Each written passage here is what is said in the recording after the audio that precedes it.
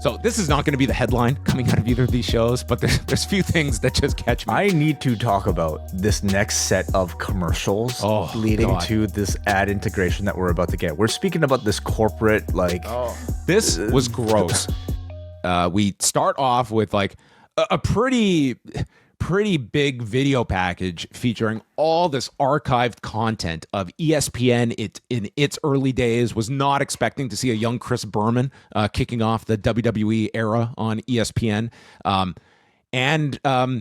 Maybe almost as surprising was a shot of Vince McMahon as the host of Championship Wrestling, featured prominently in this package as well.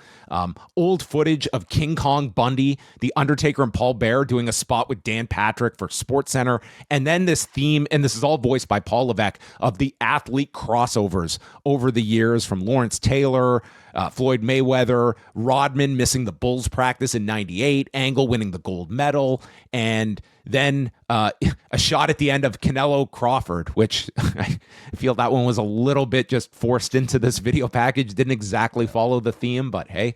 And then Paul Levesque, like how they started off the Netflix era of stating about what's scripted and what's not. And wrestling is a reflection of the world. Sports is entertainment. Always has been, always will be. Yeah. I have a lot of thoughts about this video, and I'm sorry, I don't want to make this review longer than it is, but man, like, I'm in watching this, and like one of the things I really kind of like am impressed by this machine is just like their production and the way they're able to like send a message, whatever message that is, right? And it's clear tonight, the message was... The E in ESPN is entertainment, and no one is greater at marrying these two than us. That to me was like the ethos of this that video. Was it. It was also that, like, you know, WWE and ESPN, we're practically twins separated at birth, and here's why. And I thought that was all we needed was $1.6 billion to do a DNA test and realize this. Yeah, I mean, listen, this machine can convince you of anything with their incredible video production abilities, and here they managed to convince us for 4 minutes that there's this deep running connection between ESPN and WWE, twins separated at birth practically, and finally reunited. And this one came across to me like very much like a please like me, you know, to an ESPN audience that might be checking out WWE for the first time. And maybe for me, what feels like inauthentic about this is the fact that we just saw the same thing with the Netflix debut, where they attempted to do a very similar vibe of video, but that one tailoring it to a Netflix audience. Look at me, I'm on a typewriter. See, like we're scripted. It's not much different from Stranger Things is the vibe that you kind of got. The vibe of this one is, we're sports just like all the other real sports you watch, you know, or in fact, they're entertainment just like we're entertainment. So we are the same thing. Like as an editor, I'm impressed at like the messaging here, but as a viewer, I'm just starting to kind of get sick of like all the self-congratulating and just I find it so obnoxious and so corporate.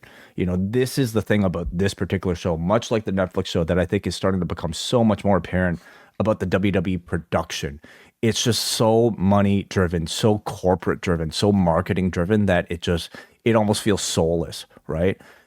Sneaking in like just, you know, your Canelo Crawford in there for like no reason other than promotion, an obnoxiously long pyro display in the middle of this video before we get to the actual big pyro display that's supposed to, you know, lead us into the actual show. And the fact that it's always Paul Levesque all over this thing. I understand this is the Paul Levesque He era. is the opening signature. Like they did come up with a new opening signature, but he is the signature. Like he is the stamp on every one of these. And it's too much by this point. I understand like when the Vince thing was breaking out, you wanted to rebrand. Okay, you've done that. We know it's the Paul Levesque era. He doesn't need to be at the front of every single one of these shows, right? Like we just saw him on NXT. Okay, and most people watching this probably didn't watch NXT, but like every one of these has to have one of like these addresses. What was it? Pat McAfee's coming out, and Levesque has to shove his face in the mid entrance to show that, hey, this guy's my friend. I know him. Therefore, you should like me too. It's just too much. He's overexposing himself, and it's like to the point now. On top of all the, I'm other sure that was a criticisms, totally improvised moment. I'm sure that Paul just in the moment couldn't contain himself. on top of all the other criticisms that are out there now of WWE gouging its audience, this to me is just like it's crystallizing all of those things into like one sort of like sleek looking presentation that just, is clearly there to with ulterior motive. At the core, they're about emotional transportation. Like what you're about to witness is the final form of sports and entertainment. Like, what the fuck? That's the direct quote that Paul gives in Am I watching a wrestling show still? the final form of sports and entertainment. Now this amoeba, it has fully formed and found its true north. It is WWE on ESPN. Maybe it's just so jarring because I'm coming from the show that's just wrestling, Like I'm coming from Paige versus Fletcher, which is like about as like strong of a pure wrestling match as you can get. And this represents just like a branding opportunity for AEW to just say like, we're not with all this like bullshit fluff. Like we are wrestling, Anyway, it just really stood out to me. So this is not going to be the headline coming out of either of these shows, but there's few things that just catch me. I need to talk about this next set of commercials leading to this ad integration that we're about to get. We're speaking about this corporate This was gross. Yeah. Tonight we celebrate Hulk Hogan with the release of a limited edition Hulkamania Forever can of Real American beer, as the broadcast team does a cheers and does a toast to Hulk Hogan's Real American beer that TKO has a 10% stake in. This was just gross, okay? I don't care what you think about Hulk Hogan. This was so gross, and it's just probably in one ear and out the other as you're watching this broadcast, and it just is like the wallpaper of this broadcast. But I just thought we had these fans all set up with Hulk Hogan shirts as we're going to... I guess Terry McCoy, the new curator of the estate of Terry Bollea, signed off on this. So this was preceded by, of course, a Riyadh season ad, which, get used to it, everybody. Like, we are used to it, but get used to it on every single one of these shows, because this is, it's the destination for WrestleMania in a year and a half. It's going to be the destination for Rumble coming up. And at this point, they are essentially this company's biggest sponsor in a big, big way. If you even want to it's like calling them a sponsor, it would be almost like, selling it short, but they are part of the lifeblood of this entire entity. So we got a Riyadh season ad followed by a Real American beer ad, and excuse me, Hulk Hogan tribute. Oh, I'm sorry, Hulk Hogan tribute, Real American beer ad, all to lead up to this Usos versus Vision match, which is a monumental match, John, in wrestling history. I'm not even trying to explain what. I have no idea what the presenting sponsor is. I got this press release this week, and two thoughts. Can I try to explain? Because this is one of the most... because I have no goddamn idea what this is. I thought Austin Aries was promoting this match. He might have a stake in this company. This is like one of the most bizarre ad integrations I've ever seen for a professional wrestling event. This is the type of shit that I would like criticize a podcast for accepting a live read offer from. This is the first, what is it? EMF free protected match courtesy of Aries, which is like these fucking gold cards that are supposedly protecting you from electromagnetic fields. I'm not making this shit up. They sent a press release for this. Oh my god, these are like those fucking rings that UFC got a sponsor for. Those bracelets, whatever. God. It's like this thing. They put this on the corner of each post as a way to advertise.